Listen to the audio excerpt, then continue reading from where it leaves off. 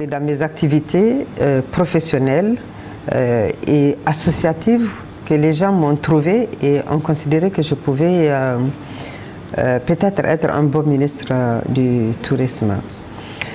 Mais c'est vrai qu'il a fallu relever bien des défis pour assurer ce poste-là. Le premier défi, c'était comprendre comment ça marche dans l'administration, comment ça fonctionne dans l'administration. Qu'est-ce que c'est que la fonction publique? Et ça, c'était pas évident parce que toute ma vie, j'ai évolué dans une entreprise privée.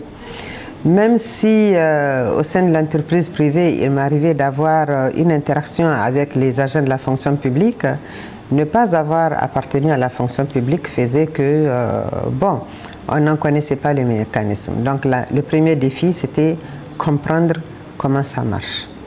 Et puis l'autre question, c'était s'organiser justement pour avoir une vision pour le tourisme au Niger à un moment où ce n'était pas évident parce qu'on était encore dans les relents donc, de la rébellion Touareg.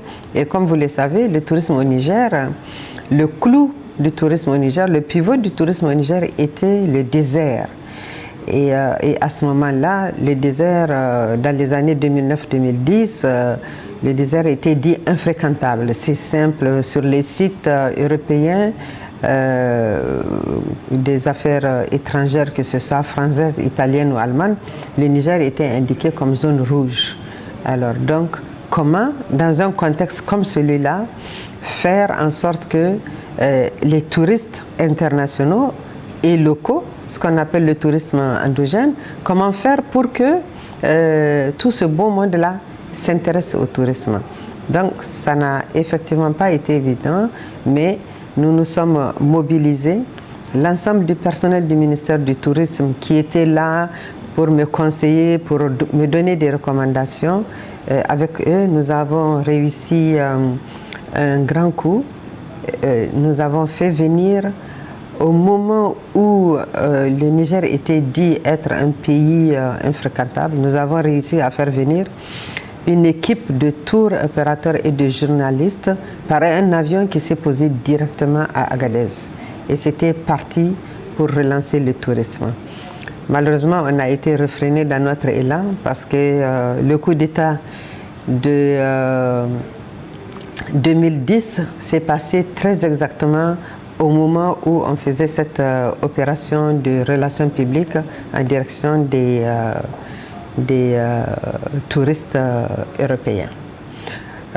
Mais je pense que ça a été une expérience, en tout cas pour moi c'était une expérience personnelle très intéressante et valorisante. Et si vous vous renseignez, les gens vous diront si j'ai réussi ou pas. Mais en tout cas, je pense avoir fait ce qu'il fallait faire pour un peu booster le tourisme à l'époque.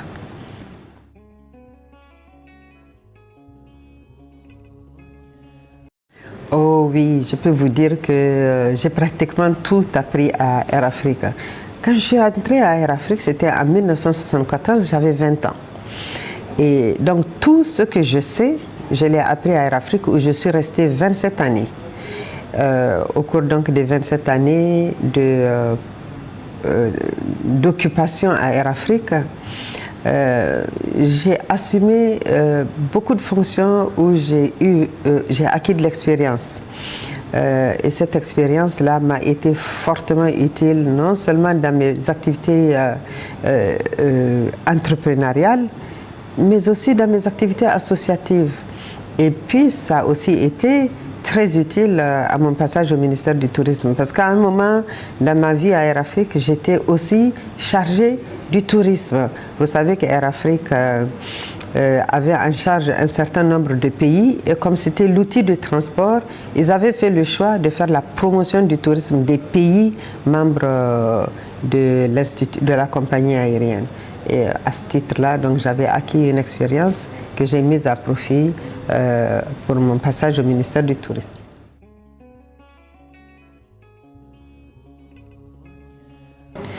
Alors, c'est un domaine qui n'est pas ouvert, je dirais, à la femme en termes d'entreprise culturelle.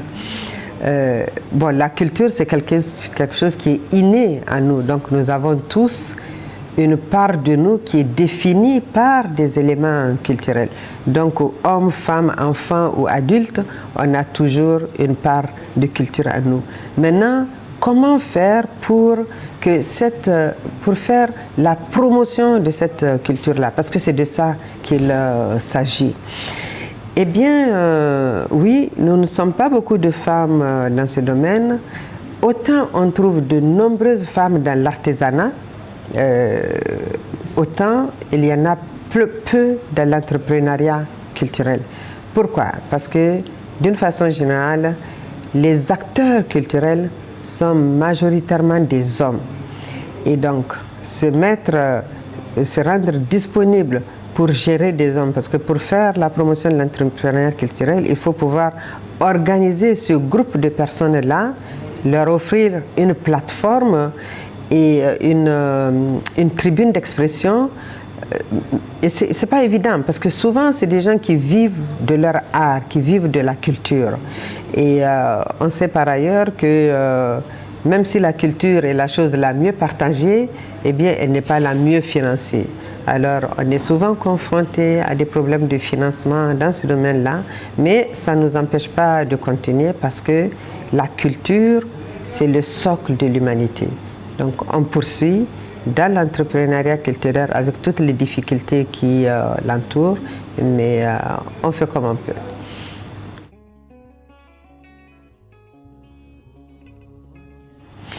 Bon, je ne sais pas ce qu'ils entendent par dame de fer.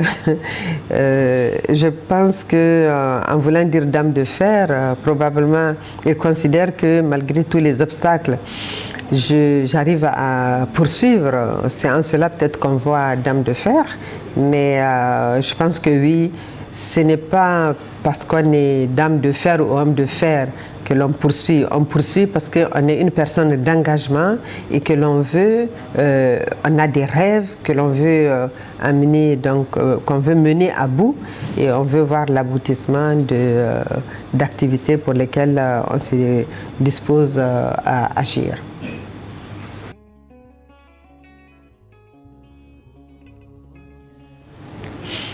Alors, je dirais d'abord que Soleil d'Afrique a été la première galerie d'œuvres d'art structurée au Niger. Donc, on est pionnière dans ce domaine-là. Et donc, en se posant comme une galerie d'œuvres d'art, la galerie d'œuvres d'art, c'est quoi? C'est la structure qui fait la promotion des arts plastiques dans un environnement.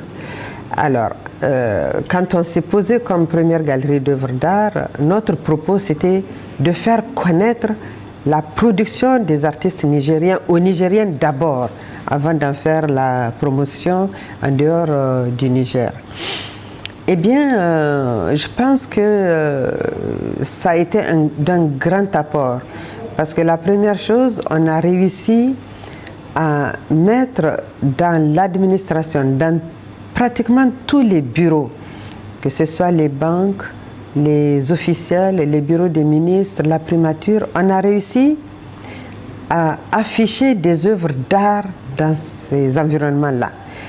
Avant notre avènement, ce que l'on trouvait dans les bureaux, c'était majoritairement des photos de sites touristiques ou surtout des photos des jeunes Touaregs qui présentent des images un peu misérabilistes, des photos faites à l'époque par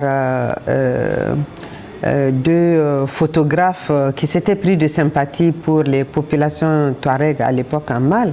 C'était ça que l'on trouvait majoritairement dans les bureaux. L'avènement de notre galerie a fait qu'on a retrouvé dans les bureaux et dans les domiciles des œuvres plastiques, des toiles produites par des artistes nigériens et aussi d'autres artistes, parce que quand on s'est inséré dans la promotion, nous faisons la promotion des artistes nigériens au Niger et à l'étranger, mais nous donnons aussi la possibilité aux artistes étrangers de venir faire la promotion de leurs œuvres au Niger. Donc je crois, sans fausse modestie, que l'avènement du Soleil d'Afrique a été d'un grand apport dans l'environnement économique et culturel du Niger.